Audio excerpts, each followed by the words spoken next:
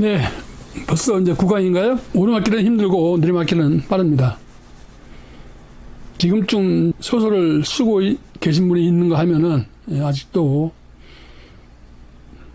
강의만 듣고 있는 분도 계실 겁니다. 제 경험으로 볼 때 소설을 쓴다는 것은 당장 그날 시작을 해야 되지 언제부터 쓰겠다 이렇게는 써지지 않더라고요. 제가 직장을 그만두고 거의 한 1년간 좀 방탕한 세월을 보냈는데 늘 이제 그때 생각이 다음 주 월요일부터는 내가 마음 먹고 글을 써야겠다. 계획을 잡으면은 신기하게도 월요일날 전화가 옵니다. 꼭 만나야겠다. 만나서 술 한잔 해야겠다. 이렇게 하고. 이제 그러다 보면 일주일이 후딱 지나가 버리죠. 그러다 보면 이제 하순이 됩니다. 하순이 되면 뭡니까? 다음 달 1일부터는 내가 만약에 소설을 안 쓰면은 인간도 아니다. 이렇게 이제 굳은 맹세를 하죠. 한데 그때 또 집안일에서 내가 꼭 참석해야 할 일이 생기기 때문에 소설 쓸 시간이 없습니다. 차일피일 하다 보면은 이제 미루는 것이 습관이 됩니다. 머릿속으로는 소설을 써야지 생각을 하면서도 막상 글을 쓰려면은 미루게 되는 거죠. 글을 쓰는 것도 미루는 습관을 가지게 되면은 평생 갑니다, 그게. 글을 써야지 하면서 쓰지 못한 그 현상은 빚지고 빚을 안 갚은 그런 기분이죠. 여러분 중에서도 아마 그런 경험을 갖고 계신 분이 있을 겁니다. 벌써 내가 글 쓴다고 했는데 벌써 5년이 지나버렸네? 10년도 금방 가죠. 원래 그 가는 세월은 빠릅니다. 지금 소설을 쓰기 시작했다면은 한 절반 정도는 하면 썼을 겁니다. 제가 그 피드백을 알려준 그 설 작법대로 했더라면은. 제가 늘 그 얘기를 하는 건데, 우리가 좋아서 소설을 쓰면서 힘들게 쓸 필요는 없죠. 묘사도 그렇습니다. 어렵게 생각하면은 뭐 굉장히 어렵죠. 그러나 쉽게 생각하면 또 아무것도 아닙니다. 친구들 중에서 보면은 어떤 친구는 간단하게 자기가 본 그 경험을 개요만 얘기하는 친구가 있는가 하면은 또 어떤 친구는 처음부터 끝까지 뭐 옷은 무슨 옷을 입었으며 머리는 어떤 스타일이며 안경은 썼다 안 썼다 뭐 이런 것까지 구체적으로 눈앞에서 보는 것처럼 얘기를 해주는 친구가 있죠. 묘사를 잘하는 친구입니다. 묘사는 현상, 대상을 있는 그대로 서술하는 것을 말하는 겁니다. 그러니까 묘사가 잘 됐다. 이거는 좀 약간 어폐가 있는 얘기죠. 표현이 잘 됐다. 이렇게 얘기가 원래 맞는 얘기입니다. 묘사라는 건 있는 그대로 서술하는 거, 보이는 그대로 서술하는 것을 묘사라고 하는데, 글을 잘 썼다 하는 것 같다가 뭐 묘사가 잘 됐다 이렇게 얘기하는 것보다는 그 표현을 잘했다 뭐 이렇게 얘기하는 것이 좀 제가 볼 때는 올바른 그 방법이라고 얘기를 합니다. 우리가 흔히 말하는 묘사는 그렇게 있는 현상이나 그 대상을 서술하는 것을 얘기하지 않고 좀 구체적 아니면은 뭐 좀 문학적 아니면은 어떤 그 예술적 쪽으로 이렇게 좀 특별하게 현상이나 대상을 서술하는 것을 흔히 이제 우리가 묘사라고 그 얘기를 합니다.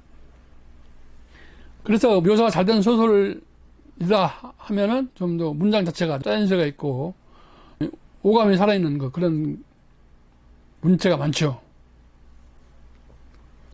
그런 묘사는 객관적 묘사가 있고 주관적 묘사가 있습니다. 문체가 객관적 문체가 있고 주관적 문체가 있는 것처럼 똑같습니다. 어떤 대상에 대해서 객관적으로 서술하는 거, 그리고 누구나 다 이해할 정도로 그걸로 객관적 묘사라고 얘기를 하고, 주관적 묘사는 이제 내 느낌을 서술하는 거죠. 어떤 바위가 있을 때 모든 사람은 바위가 코끼리처럼 생겼다고 얘기를 해요. 객관적이죠. 근데 저건 코알라처럼 생겼다. 내가 볼 때는 코끼리가 아니고 주관적이죠. 많은 사람들은 코끼리처럼 생겼는데 혼자만 이제 그 코알라처럼 생겼다고 얘기하는 거. 이게 주관적 묘사죠. 그러면 묘사가 왜 소설에서 필요하느냐? 이거는 좀 질문이 안 되는 것 같습니다. 그러니까 구체적 표현, 감각적 표현이 왜 필요하느냐? 이렇게 하는 것이 올바른 질문이 되겠죠. 묘사의 종류는 뭐가 있느냐? 우리가 소설을 보면은 소설의 3요소가 인물, 사건, 배경이죠. 묘사도 그렇습니다. 인물 묘사, 배경 묘사, 사건 묘사. 인물 묘사는 뭐겠습니까? 가볍게는 캐릭터 묘사, 아니면 심리적 묘사, 여러 가지가 있겠죠. 배경에 대해서는 바닷가다, 산이다, 카페다, 지하철이다, 비행기다, 한국이다, 외국이다, 공간적 배경부터 시작해서 겨울이었다, 여름이었다, 1960년 일이었다, 2000년대 일이었다, 이런 시간적 배경, 이런 것들을 다 배경적 묘사라고 얘기를 하는 거죠. 사건적 묘사는 어떤 사건의 흐름을 서술하는 것 갖다가 사건적 묘사라고 얘기하는 거죠. 결국은 이제 그 묘사의 종류는 뭐냐면은 소설이 진행되어가는 과정을 서술하는 것 자체를 묘사의 종류라고 얘기를 할 수가 있겠죠. 그래 보면은 이제 그 사건에서 이제 보면 또 구분이 되는 것이 상황적 묘사와 이제 심리적 묘사가 이제 구분이 되죠. 달리는 기차에서 뛰어내렸다 할 때는 상황이지만은 기차에서 내 뛰어내리면 죽을지도 모른다. 하지만 뛰어내려야 한다. 왜? 그래야 사랑하는 그녀를 만날 수가 있으니까. 심리적 묘사죠. 여기까지 얘기를 하면은 좀 눈치 바른 분들은 묘사가 특별한 게 없네. 그냥 쓰면 되는 거네. 그냥 그걸 묘사라고 하는 거네. 이렇게 얘기를 하죠. 근데 지금부터는 이제 구체적인 묘사에 대해서 얘기를 하겠습니다. 이제 구체적 묘사 같은 경우에는 단편 같은 경우에 보면은 그 묘사가 잘 된 소설이라고 얘기하는 수가 많죠, 그죠? 왜냐하면 장편보다는 아무래도 그 사이즈가 적으니까는 여운이 오랫동안 남죠. 120명의 여운이 압축돼서 머릿속에 들어가는 거니까는 예를 들어서 120장에서 시작 부분하고 절정 부분이라든가 클라이막스 부분만 묘사를 잘해도 전체적으로 묘사가 잘 된 소설처럼 보이죠. 또 이제 장편에서는 시작 부분 상당히 중요하니까는 시작 부분에 어떤 식으로 감각적인 문체 아니면은 긴장되는 문체라든가 아니면 생각을 하게 만드는 여운이 있는 그 문장이라든가 이런 걸로 묘사가 잘 됐다 그렇게 얘기를 하죠. 처음에 글을 쓰면서 과연 여기를 묘사를 해야 될까 말까 이런 생각 전혀 할 필요가 없어요. 이제 글을 쓰시다 보면은 자신도 모르게 어느 부분에서는 그 구체적 묘사를 하게 됩니다. 또 어느 부분에서는 대충 넘어가고 어떤 부분에 아주 굉장히 조밀조밀하고 치밀하고 아주 계산적이고 심혈을 기울여 쓰게 되죠.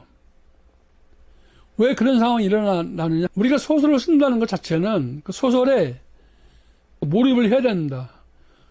소설에 몰입을 한다는 건 뭐냐면은 작가가 만들어놓은 그 세상에 작가가 살아야 돼요. 그래야 몰입이 되죠. 그러면 저절로 이 부분은 정밀 묘사를 해야 되겠구나 하는 것이 됩니다. 자동화되죠. 그거는 꼭 소설뿐이 아니고 우리가 일상에서도 마찬가지입니다. 일상에서도 예를 들어서 가족끼리 대화해서 밥 먹자 이런 거 갖다가 구체적으로 밥을 왜 먹어야 되며 이렇게 얘기합니까? 이렇게 얘기 안 하죠. 그러나 가족끼리 휴가를 가겠다 아니면 어디 여행 가겠다 이럴 때는 좀 구체적으로 나오는 거죠. 왜 거길 가느냐? 이번에는 몇 년 만에 가는 거니까는 지난해에는 바닷가로 갔으니까는 이번에는 산 쪽으로 한번 가보자. 왜? 지금은 때가 가을이지 않느냐 어쩌고 하면서 구체적으로 들어가는 거죠. 소설에서도 일반적으로 평이한 문장으로 쓰다가 어느 상황에 도달했으면은 자신도 모르게 구체적으로 표현하게 됩니다. 그렇기 때문에 굳이 어떤 부분에 대해서 묘사를 해야 되느냐 이렇게 신경을 쓰면서 소설을 쓸 필요는 없다는 말씀입니다. 그래서 일단은 초고가 완성이 됐잖아요. 완성이 됐으면은 쭉 이제 훑어보세요. 훑어보면서 어떤 포인트가 보일 겁니다. 묘사를 할 포인트가. 거기는 줄을 쳐주세요. 그러니까 하나 쓰지 마시고, 퇴고를 할 때는 한꺼번에 하는 게 좋아요. 예를 들어서 습관적인 문장 같은 게 있잖아요. 뭐뭐한 듯한, 그리고, 또 할 것 같았다. 이런 것을 그때그때 고치다 보면은 안 되잖아요. 한꺼번에 쭉 고쳐야만이 이제 고치게 되거든요. 묘사도 마찬가지예요. 그래서 자기가 이제 초고를 보면서 묘사할 부분을 체크를 해나가면 됩니다. 그럼 묘사를 어떻게 하느냐? 다시 한번 얘기를 하겠지만은, 구체적 표현을 어떻게 하느냐?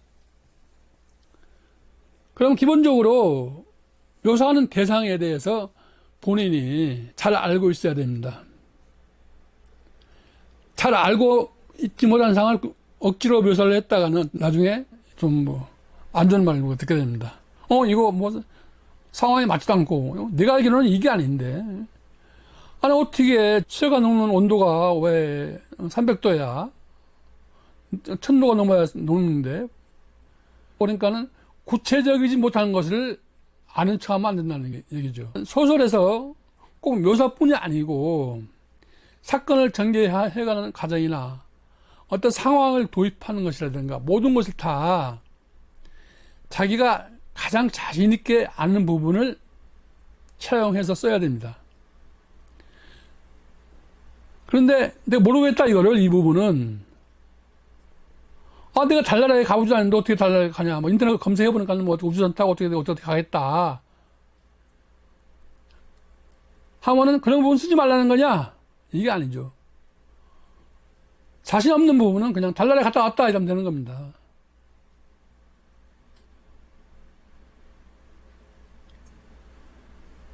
그런데 소설 전체에서 달나라에서의 생활 자체가 꼭 필요하다. 그래야 소설이 완성이 된다. 이게 활용정점이다. 이런 경우에는 간접 차용을 하면 되는 거죠. 어떻게? 이럴 것 같았다. 하지만은 나는 가보지 못했다.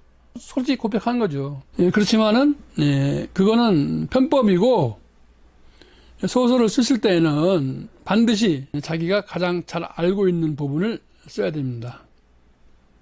그래야 마음껏 거짓말이 활보를 칩니다. 소설은 거짓말이잖아요. 뻥치는 거잖아요. 내가 알아야 거짓말하지. 모르는 거 어떻게 거짓말합니까? 묘사도 마찬가지예요. 묘사할 수 있는 대상을 내가 정확하게 알고 있어야 독자들이 깜짝깜짝 놀랄 정도의 그런 묘사가 나옵니다. 구체적 관찰이 굉장히 필요한 거죠. 묘사에서. 그렇다고 해서, 그리고 일반적으로 우리가 소설의 어떤 예술성이라든가 이런 것들을 언어에서 찾잖아요. 어차피 소설, 언어 예술이니까는 그 정밀 묘사는 많이 필요합니다. 그게 하는데, 정밀 묘사가 전혀 없는 소설도 많아요. 자기가 스토리에 자신 있다. 스토리만 재밌게 쓰면 돼요. 묘사가 잘 된 작품은 좋은 소설이다. 이건 맞아요. 맞는데 사람 다 개성이 다르잖아요.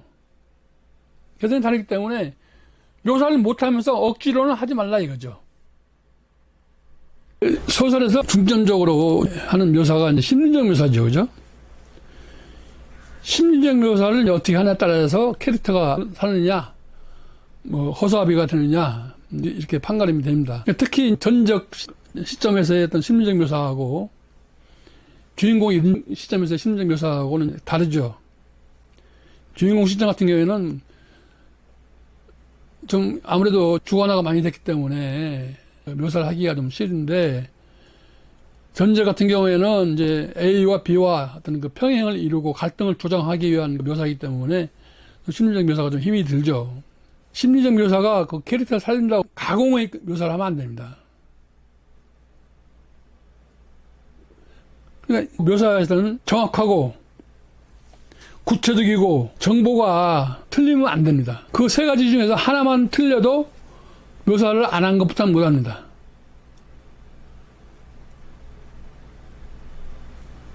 자, 이번 시간에는 묘사에 대해서 알아봤습니다. 묘사는 어렵게 생각하면 하나씩 쉽지 어렵지만 쉽게 생각하면 하나씩 쉽습니다. 그리고 묘사를 굳이 일부러 하지 마라. 묘사 없는 소설도 많다.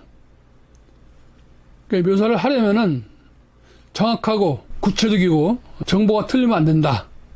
이런 것을 지켜주면은 좋은 묘사가 될 수가 있습니다. 다음 시간에는 문체, 문장에 대해서 알아보겠습니다. 아니, 이거 뭐 제일 처음에 시작해야 되는 거 아니야? 문체, 문장. 기본인데. 근데 그거는 다른 작법에서 한 얘기고, 제 작법에서는 아닙니다. 지금 딱 맞아요.